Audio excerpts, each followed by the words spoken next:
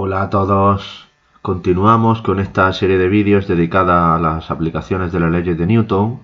Este segundo vídeo se refiere al deslizamiento en un plano horizontal, pero cuando aplicamos una fuerza de forma oblicua. Por ejemplo, queremos tirar, no empujar, sino tirar de un sofá y no lo hacemos perfectamente perpendicular al suelo, sino que lo hacemos con cierta inclinación. Esa oblicuidad le da más realismo a la fuerza que estamos realizando, pero también complica un poco las ecuaciones. Vamos a irla viendo. Disponemos, como hemos planteado, un plano horizontal, pues lo volvemos a poner igual que en el primer vídeo. Los ejes, de manera que el eje X siempre sea paralelo al plano, de modo que el eje Y siempre formará 90 grados con el plano. Nuestra fuerza-peso, que ya, como hemos comentado previamente, siempre será vertical y hacia abajo. Nuestra fuerza normal, y aparece una fuerza aplicada que, como hemos dicho, forma, oblicua, forma un ángulo con respecto al eje X, un ángulo alfa que vamos a llamar, y ahí mismo, si os fijáis, en sombreado hay una parte formando como un triángulo rectángulo que nos va a facilitar las cosas a la hora de analizar la parte de trigonometría sencilla que necesitamos en este caso. Análogamente a como hicimos en el primer vídeo, la fuerza de rozamiento se opone al movimiento suponiendo que vamos a movernos hacia la derecha. De esta manera resulta que no tenemos todas las fuerzas en los ejes X e Y, entonces no podríamos aplicar directamente la segunda ley de Newton, puesto que esta ley nos obliga a que todas las fuerzas estén colocadas en los ejes de referencia que hemos considerado. Tenemos que descomponer la fuerza aplicada, esta oblicua, en sus dos componentes cartesianas, la componente X y la componente Y, utilizando trigonometría. Muy bien, pues para ello aplicamos las reglas del paralelogramo, que nos permite, trazando paralela al eje Y desde la punta de la flecha, desde el extremo de ese vector, que ya sabéis que las fuerzas tienen carácter vectorial, pues buscamos el punto de corte justamente con el eje X, que sería este de aquí, y toda esta longitud, toda esta, acaba siendo la componente de la fuerza en el eje X, que sería básicamente la proyección de esta fuerza, pero en el eje X. Análogamente, hacemos la proyección de esa fuerza, volvemos a trazar paralela ahora al eje X, y hasta donde llegue a cortar, pues toda esta longitud, toda esta, se nos queda como la proyección de la fuerza aplicada en el eje Y, por tanto la componente Y de la fuerza aplicada. Esto nos permite, utilizando este ángulo de aquí, pues identificar que básicamente esta fuerza, esta componente X de la fuerza no va a ser más que, no va a estar relacionada sino con el coseno, porque al fin y al cabo este es el cateto contiguo a este ángulo, y esta de aquí, que es básicamente esta también, esta longitud es exactamente la misma, pues va a estar relacionada directamente con el seno del ángulo por ser el cateto opuesto a este ángulo. Planteamos, pues, una vez que tenemos el diagrama de fuerzas completo y hemos supuesto nuevamente un movimiento que va hacia la derecha, pues planteamos la sumatoria de fuerzas igual a masa por aceleración, la segunda ley. Para cada eje tenemos el siguiente análisis.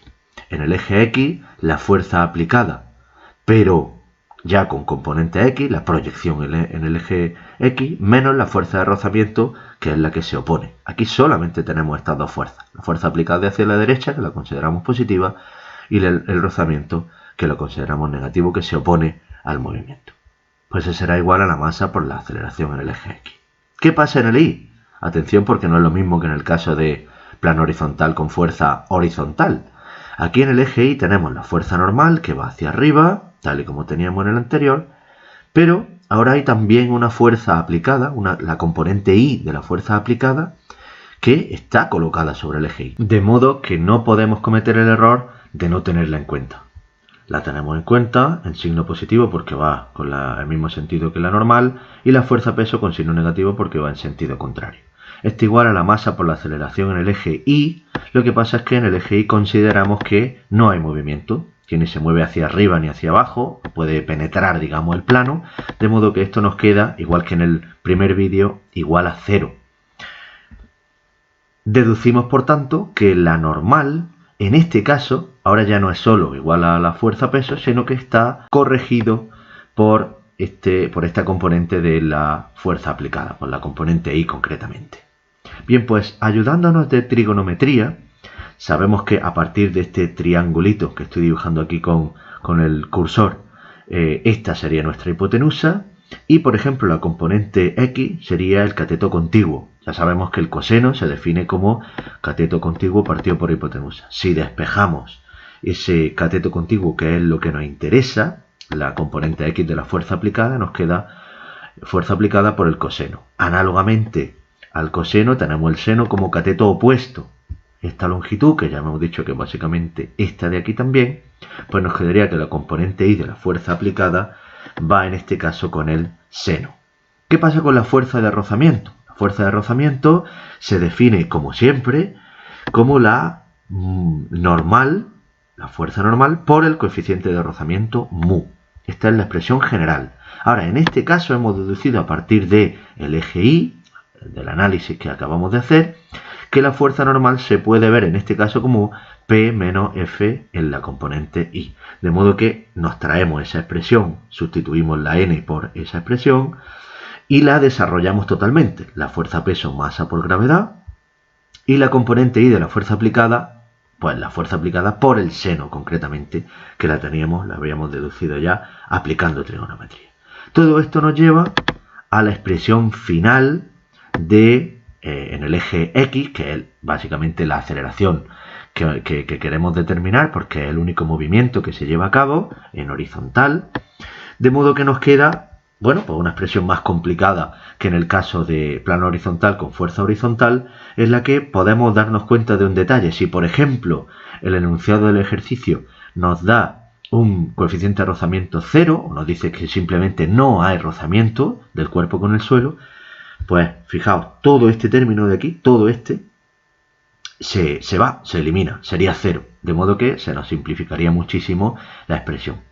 Esto implica que esta ecuación es muy general, tiene en cuenta todos los tipos de fuerza que hemos estado analizando, pero claro, podemos versionarla, podemos editarla en función de el enunciado del ejercicio. En ese caso, en el caso en el que la fuerza de rozamiento fuese 0, se simplifica muchísimo. Muy bien, pues este es el vídeo dedicado al plano horizontal con fuerza oblicua. En el tercer y último vídeo vamos a ver el ejemplo en el que ya no tenemos un plano horizontal, sino que lo tenemos inclinado.